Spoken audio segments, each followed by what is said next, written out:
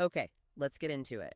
We are doing a deep dive today on a novel so powerful that, well, a single image from it, a yellow butterfly, actually escaped the pages and became a real world symbol of hope. Yeah, a really significant one during the 2016 Colombian peace agreement, no less. Exactly. So the book we're talking about is, of course, Gabriel Garcia Marquez's 1967 masterpiece, 100 Years of Solitude. And it's so much more than just a novel. I mean, it's a huge family saga. It's the defining text of magical realism. And it's also, this epic mythic history of an entire continent. So our mission here is to really unpack how he did that. How Marquez wove the magical and the political together so seamlessly that his fictional town, Macondo, became, well, this unavoidable lens for looking at actual history. It's a great way to understand the Latin American literary boom and what those writers were trying to capture. So let's start where it all begins. Macondo, this little town founded by Jose Arcadio Buendía and Ursula Iguaran. We know Marquez based it on his own hometown, Aracataca. Yes, and that's key. By setting it up in this remote kind of jungle-enclosed place, Macondo immediately becomes this miniature universe, a microcosm. Right. It's meant to reflect the whole history of Latin America, from that, idealistic utopian start all the way to its decay. It's a town born from a desire to escape the past, but of course the outside world finds it pretty quickly. And it finds it in the form of Melquiades, the gypsy. He's the one who brings in all the first tastes of science magnets, ice. Telescopes, yeah. Yeah. But more importantly, he brings the prophecy. He's the one who leaves behind these strange parchments, written in a language no one understands. The ones that foretell the entire family's fate. That's right, he's basically the archivist of their destiny. And that sets up the whole style of the book, which is magical realism. So how did he actually do that? I mean, how did he make this story feel both completely fantastical and at the same time historically true? Well, that's the absolute genius of how he uses magical realism. It's a style where the bizarre and the miraculous, a priest levitating after drinking hot chocolate.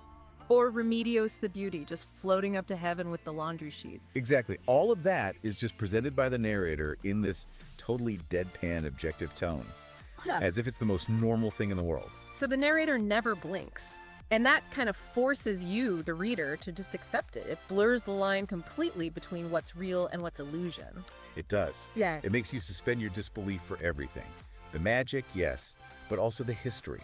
And that style supports the book's central structure, this tension between circular time and linear time.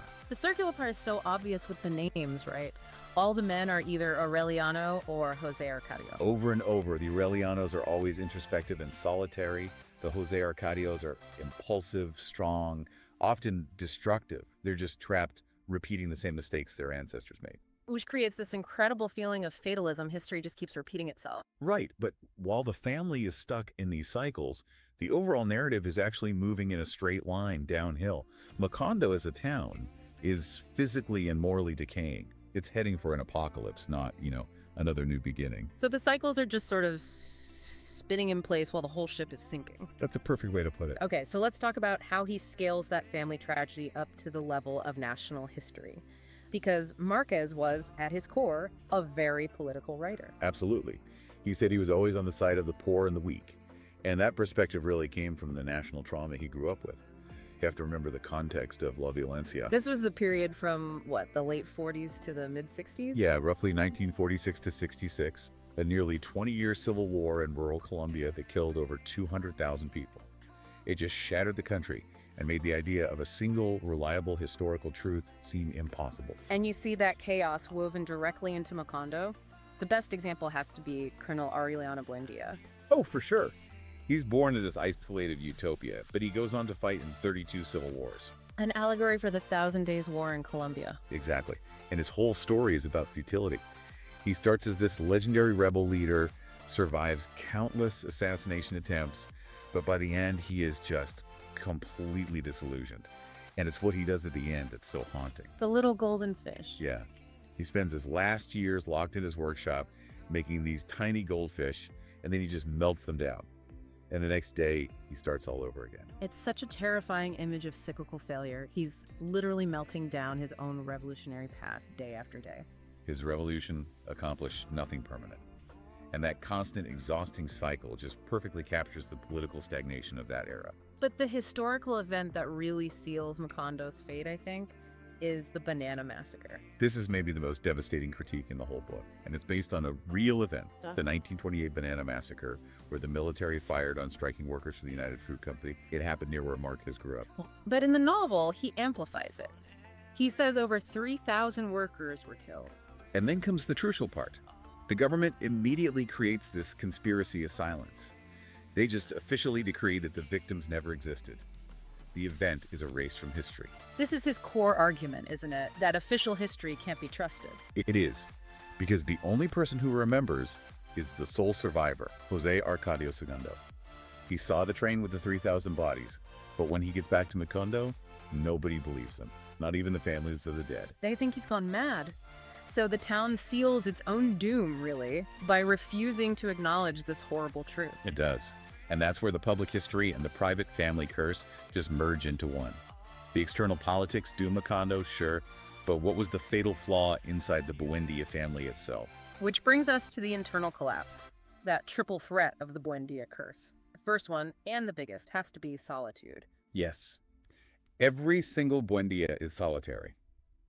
But it's not just about being physically alone. Critics call it anti-solidarity. It's this deep incapacity to form a real community or even a family based on love. They're all totally self-absorbed. Colonel Aureliano is emotionally cut off. The founder, Jose Arcadio Buendía, goes mad with his inventions and ends up tied to a tree. Aunt Fernanda del Carpio, with her rigid religious rules that isolate everyone, they just can't connect. They fail to love, they fail to communicate. And that failure fuels the second thread, that fatalistic circular time. They're always looking backward and they never seem to learn anything. Which leads directly to the third and most terrible thread, the fear of incest. Right. It's treated like the family's original sin. And it seems to come from a place of pride, this idea that their bloodline is so special it has to be kept pure. But it's haunted by Ursula's lifelong prophecy, her greatest fear, that if the family gives in to incest, a child will be born with the tail of a pig.